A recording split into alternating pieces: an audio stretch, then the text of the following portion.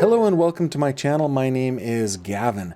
This month, to commemorate the recent solving of the 340 cipher of the Zodiac Killer, we are doing a video every day this month about victims and possible victims of the Zodiac Killer. March 6th, 1970. Construction worker Ernest Ellington arrived at the still unfinished football stadium of Diablo Valley College in Pleasant Hill, California, part of the East Bay section of the San Francisco Bay Area.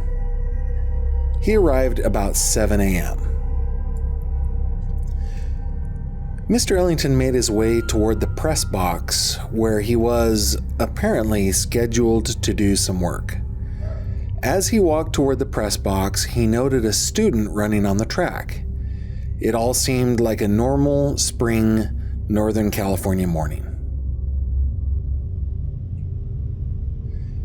As he turned toward his destination, he noticed what looked like a sleeping girl lying on the ground near an electrical supply box.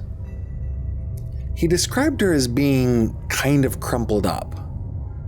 He approached and discovered a gruesome sight. A young woman dressed in a blouse and a 3/4 length jacket, which were pulled up over her hips. A pair of tights were knotted around her neck, an obvious sign of how she died, later confirmed by the coroner. Mr. Ellington alerted the student on the track, who then alerted police. The young woman was quickly identified as Patricia Ann King, a 4 10 inch, 21-year-old student who was described as small but strong at only 110 pounds. Patricia had dropped out earlier in the semester, but had continued to take a Thursday evening modern dance class. She typically left the class, which was held from 7 o'clock to 10 o'clock at the halfway point, to go to her job as a secretary for the Greyhound bus company. The evening before she was discovered, Patricia left class at 7:52 p.m., according to other students in the class. Upon further investigation, Patricia's car, a blue Volkswagen, was discovered by police in a nearby parking lot. Her purse was on the front seat, and a pair of sandals were on the floorboards. Officials believed she parked there the previous evening. Investigators learned that Patricia had her purse and sandals with her when she left class.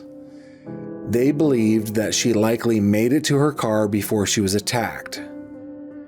However, during the investigation, they discovered that her wallet, which contained $8 in cash and a department store charge card, was missing from her purse. Additionally, in walking the campus, they said there was no reason for her to be in the stadium. It wasn't on the way from her car to her class. So they were unsure about whether or not Patricia had ever made it back to the car.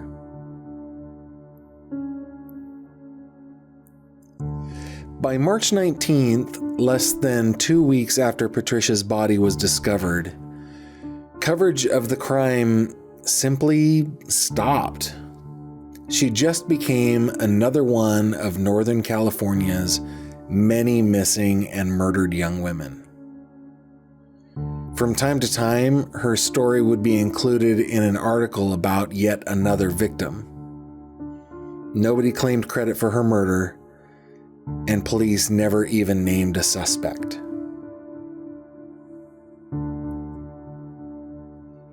Back when I was researching the Judith Ann Hockery case, because there was so much of her personal belongings that were missing, I was hopeful that somebody somewhere might come across something.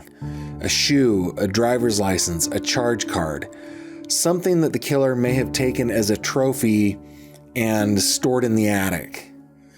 My fantasy was that a son or daughter or grandchild going through their late loved one's belongings might find the trophy, search it out on the internet, and discover that Grandpa or crazy old Uncle Jerry was the murderer.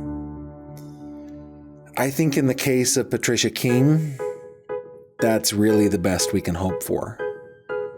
There wasn't any DNA evidence ever mentioned in any of the stories about the investigation into her death.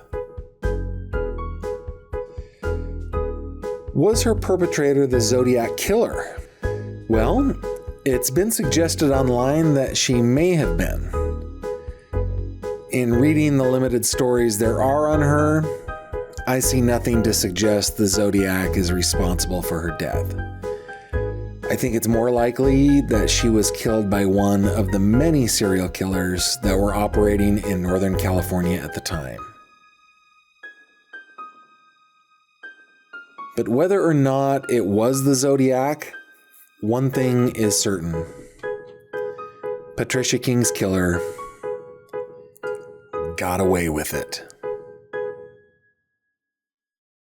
Thank you very much for watching this video. If you liked what you saw, please subscribe to my channel. And if you have any comments or questions, please leave them below.